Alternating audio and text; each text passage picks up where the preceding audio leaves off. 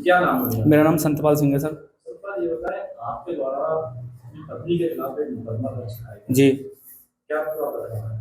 Sir, मुकदमा बहुत गलत स्थिति में जब हो गई तब मैंने मुकदमा करवाया, नहीं तो मैं कभी ऐसा सोचा भी नहीं था मैं अपनी पत्नी के खिलाफ मुकदमा करवाऊंगा। क्योंकि जब मेरी शादी हुई थी मेरी पत्नी से सन 2014 में, तो शादी के बाद मेरी पत्नी कहती थी मुझसे मैं पढ़ना चाहती हूँ।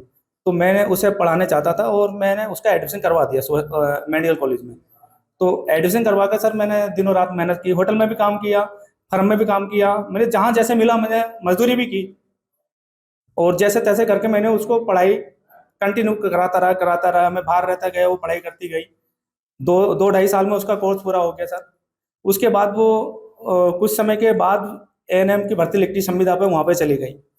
वहाँ पे जाने के बाद वो 1 साल तो सही रही, लड़कियों के साथ मैंने छोड़ा था उसे, 3 लड़की मुरादाबाद की और थी।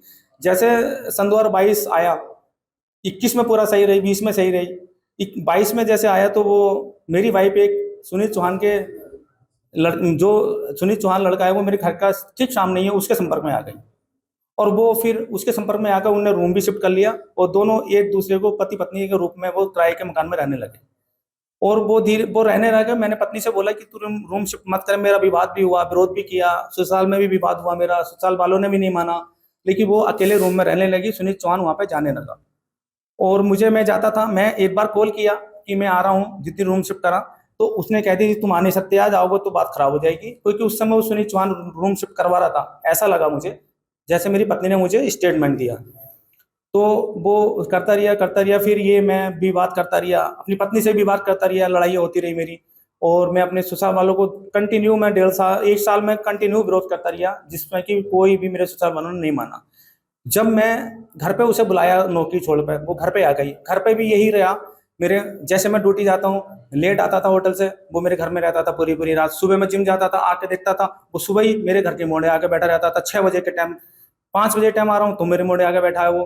तो फिर मुझे गली वालों ने मुझे इशारे में बनवाया, बताया कि तेरे घर में तेरे साथ गलत होने वाला है, गलत हो रहा है।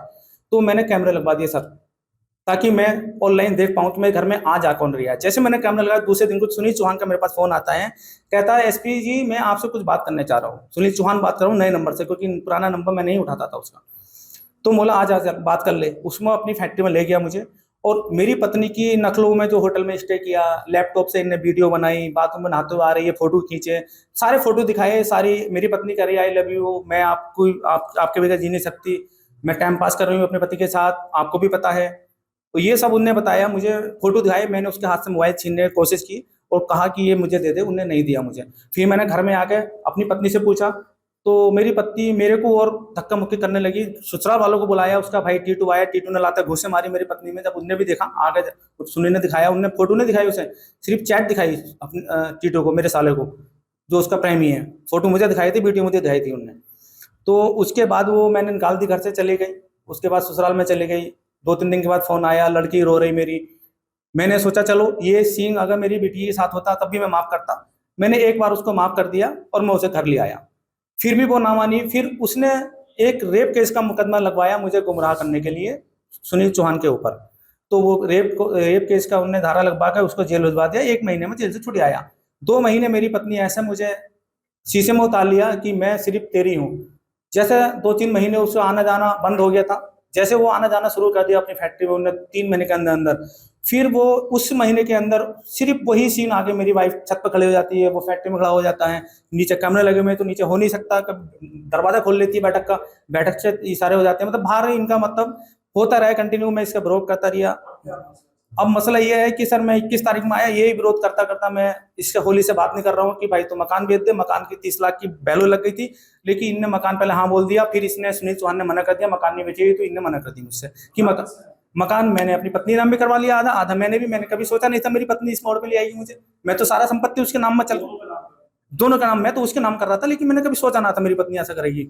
तो ये सब हो गया। अब मैं इसको बोलचाल में इससे खाना भी देना बंद कर दिया होली से।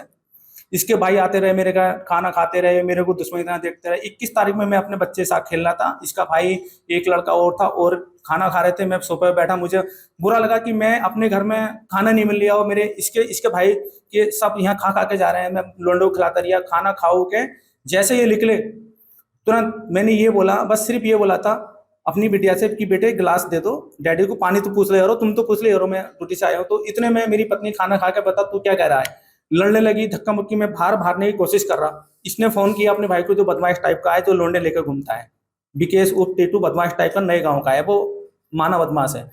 तो वो जब ये हुआ तो मैं धक्का मुक्की इन्होंने करी, मेरे जोतों में लात मारी मेरी वाइफ ने, इसका भाई मेरा हाथ पकड़ लिया, मैं भागा तो बाहर एक वीडियो है मेरे कैमरे की सीसीटीवी की, मेरा घर वहां करिए सुनील चौहान की तरफ कह के ये तो मेरा यार है, उसके घर की तरफ ये मेरा यार है, क्या बता क्या करेगा।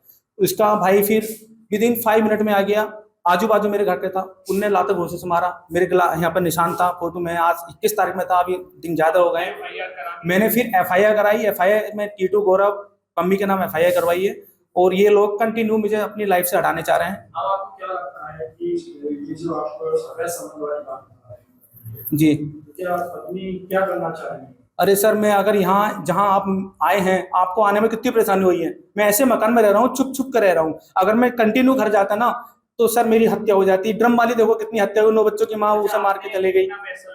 मैं टोटल उसकी पढ़ाई में कम से कम 5-6 लाख रुपए लगा दिया मैंने, अपने घर में कम से कम 20-25 लाख रुपए लगा दिया, जो घर मैंने तैयार कराया अपनी मेहनत से, जो उधार ले लेकर मैंने तैयार करा था, सबका उधार भुगता दिया, सब कुछ भुगता दिया। मैं, मेरे अब अच्छे दिन आए थे जो मैं मेहनत मजदूरी करके। मेरी मम्मी एस्पायर पता है क्यों हुई है, क्योंकि मैंने घर छोड़ दिया, टेंशन में मर गई। मेरे पापा हमेशा बीमार रहते हैं, कहते हैं तूने घर छोड़ दिया। मेरे भाई सब रखा हमने, सब खत्म हो गया सिर्फ पम्मी के चक्कर में। पम्मी ने बोला अब मैं ये चाहता हूँ बस मेरे को जो ना इतना सरकार कर दे, या मैं तो इंसाफ दिला दे, मुझे इतना तो कर दे कि मैं आज 37 साल की उम्र में अब मैं क्या करूँगा। एक मुकदमा थाना मझौला पर 6 तारीख को पंजीकृत हुआ है, जिसमें एक संतपाल नामक व्यक्ति ने अपनी पत्नी और उनके 2 भाइयों के खिलाफ, यानी 2 सालों के खिलाफ उन्होंने मारपीट का आरोप लगाया था। बेसिकली पति पत्नी का विवाद है, दोनों में मारपीट हुई थी और उसके बाद उन्होंने ये मुकदमा कायम कराया है। हम लोगों ने उनकी तहरीर पे सुसंगत धाराओं में मुकदमा पंजीकृत किया है, इसमें विवेचना की जा रही है। प्रथम दृष्टया छानबीन से ये पता चला है कि जो इनकी वाइफ है ये ANM की नौकरी करती है और हस्बैंड वाइफ में दोनों में विवाद चल रहा है, और इसीलिए संभवतः कुछ बात वहाँ पे कहासुनी हुई थी। और ये घटना भी 21/6 की बताई जा रही है, यानी अभी 21 पिछले महीने के 21 तारीख को। तो उसमें हम लोग गहराई से इसकी छानबीन कर रहे हैं, और जो आरोप प्रत्यारोप है उसके दृष्टिगत जो भी साक्ष्य मिलेगा उसके हिसाब से हम लोग इसमें अग्रिम कार्रवाई करेंगे। सर, कोई अफेयर की बात भी इसमें सामने आई है?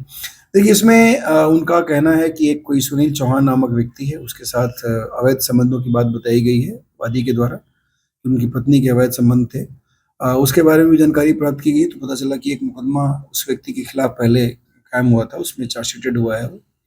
और उसके बाद इस जो ये प्रकरण है, इस प्रकरण में केवल अपनी पत्नी और उनके 2 भाइयों के खिलाफ मुकदमा कायम करा। सर, जो प्रकरण आप बता रहे हैं कि 376 वाला था, ये इसी महिला की तरफ से कराया गया था जिसके ऊपर आप आरोप लगाए?